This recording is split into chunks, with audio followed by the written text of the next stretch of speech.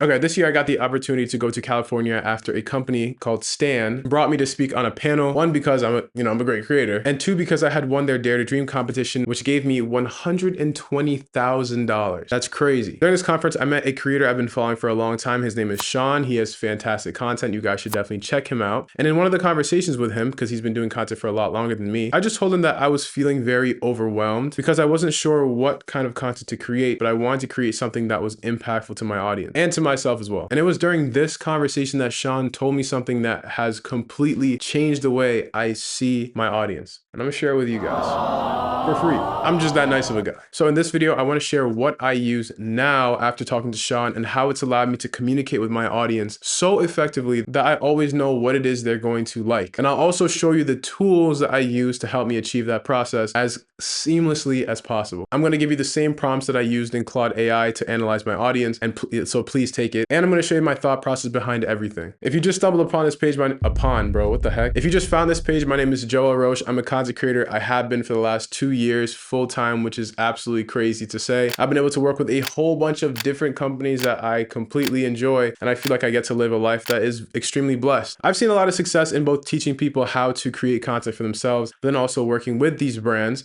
And I feel like it's nice to have some sort of guidance in this world that is changing so quickly. That's what I'm trying to do here. So during this time in my creative process, I want to be a responsible creator, which just means I want to create content efficiently, especially since I now have the responsibility of taking care of myself, or I will die if I don't get enough income. You know what I'm saying? I'm all the way in, you know? That sounds crazy, low-key. Now back to the conference that I was talking about in California. In my conversation with Sean, he also said he was struggling with some of those same issues that I had, which is very common. You're probably struggling with this too. That's why you're watching the video. Make sure you like it. I know you didn't before. This is your time now. All right, let's get on with it. So Sean asked me a question. He said, have you ever polled your audience? Have I ever polled my audiences and asked them what they actually want? Yes, to a degree, but have I ever intentionally tried to get the information out of them that would help me make not only better content, but better products for them to actually be impacted by what I have to say? No, I absolutely have not. And I'd like to make this very bold claim. I think that most creatives, even big creatives, don't fully understand why their audience actually follows them. We as creatives like to make videos on what we think our audience wants, usually based off of videos that have done well. I'll explain this in a second, but I want to be so clear. I'm not saying that you should only make the content that your audience wants to see. Obviously, this is a trap that can lead you to create content that doesn't even fulfill you. What I am saying is that as creators, we should know what our strengths and weaknesses are. And if we want to lean into that, it's going to be a lot easier to make a profession out of something when you fully understand the reason why your audience is tuning into you in the first place. Does that not make sense? Perfect. You don't have to answer like there's no one here. Now, a very good example of this is my clothing brand that I made called Intrepid. When I started out with content creation, I was doing a lot of fitness content because it worked out very well. Now, my North Stars, or the people that I looked up to, had clothing brands. It seemed to be one of the best ways to convert your audience into a product that they actually enjoyed. I wanted to do that same thing, of course. I polled my audience because I also knew that some of my audience enjoyed my content because it was just shot differently than other content that they had seen. And so I put the question up, would you rather have me work on a clothing brand, or would you rather have me work on a course on how I make my content? Thus, I'm pretty sure that it was like a 70-20 split, and my stupid head up, I really said, yeah, okay. They don't know what they want. They are not gonna know how much they're gonna want it until they have it. So I'm gonna go ahead and make this clothing brand and spend so many hours dealing with fulfillment and advertising and supply and trying to sell this stuff in marketing to create a product that my audience literally told me to my face that they do not want.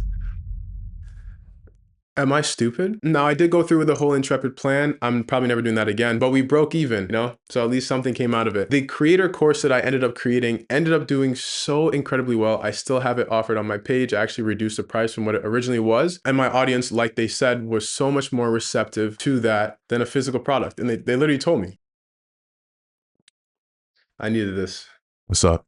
Now this begs the question, begs is funny. Like, is that really what we're doing? Begging to ask questions. Now this brings up the question, how is it that we actually poll our audience to find out the information we need to make better decisions as creators, to be responsible? We're gonna focus on Instagram because that's what I focused on. That's what you're here for. Instagram stories are designed to put the people you care about right up in the front of your homepage. If you notice, you might follow 1,000 or 2,000 people, but for some reason, the same stories are always at the top of your screen when you log into Instagram. And it's because Instagram knows that you're more likely to interact with these accounts as opposed to the thousands of other people that you follow. What this means for us is that when people look at your story, you can assume that these people are very tuned into your content, or they care about your content more than the other people who may follow you. This is very important because they're much more likely to interact with you and to give you information. And that information is more likely to be reliable. Hopefully you have a good audience because it's come from people who care about your work. Sean did give me a template that I could use to run the poll, but you don't have to do very complicated things. I ran the poll again, and the second time I did it, all I did was be very honest. I don't really know my audience very well, and I want to get to understand you to make better products. So if you guys could fill out this form that I created, I'd really appreciate it. I use this site called ManyChat to automate that because the way Instagram works, it doesn't really like when you take it off of the platform. So ManyChat is just a tool that you can use that allows people to comment something like 1, 2, 3, and it will send them a direct message that will bring them to anywhere that they need to be to fill out the form for you. Now the form, you guys are wondering like, where is that format? Ooh, I'm about a format. Ooh, you like a doormat. Ooh, all right.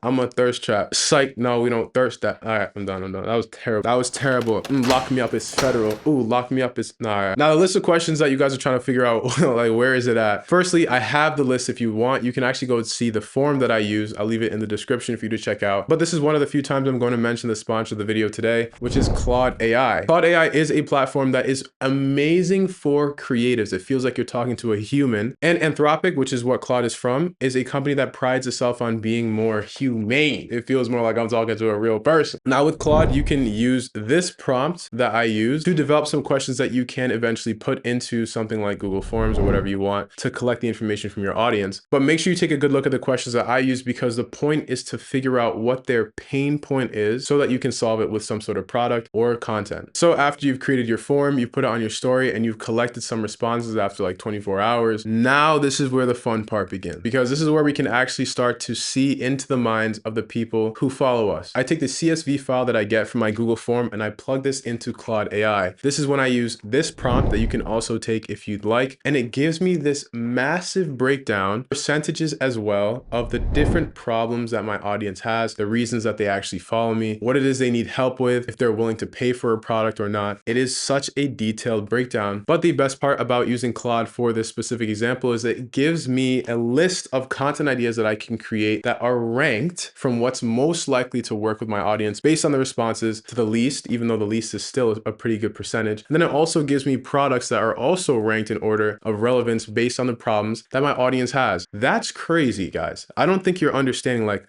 this is how we save hours of time trying to figure out what it is our audience wants. Claude has this ability to summarize everything for you and lead you down a direction that is statistically likely to succeed. Obviously, other factors come into play. Are you consistent at creating? Are you providing good information? Is your content good? But at least you have this very concrete, like not even at least, bro. This gives you such a concrete area to begin your journey if you're wanting to do content full time. This is wild. I have to be very clear too. You do not need to have 100 million people fill out your form. Even if it's 10 people, at least it gives you a good idea because remember, those 10 people are invested in you based on your stories. They're looking at your stories and they care. They care to sit down and fill out this form. That's a huge thing. This has allowed me to pinpoint the exact struggles that my audience has, and I'm currently working on a few courses as well as making content for beginner content creators, which you can already see on my Instagram. With all that being said, I highly advise you check out Claude AI because it is phenomenal, especially for creatives. But I also want you guys to check out some of the other resources that I have in case you're looking to do this on your own. I sincerely hope that this video was useful for you as much as this whole concept was useful for me, and I am very excited to see what you guys come up with. Leave me a comment if this type of stuff helps you out and if you like this kind of content. Regardless though, I will see you in the next one.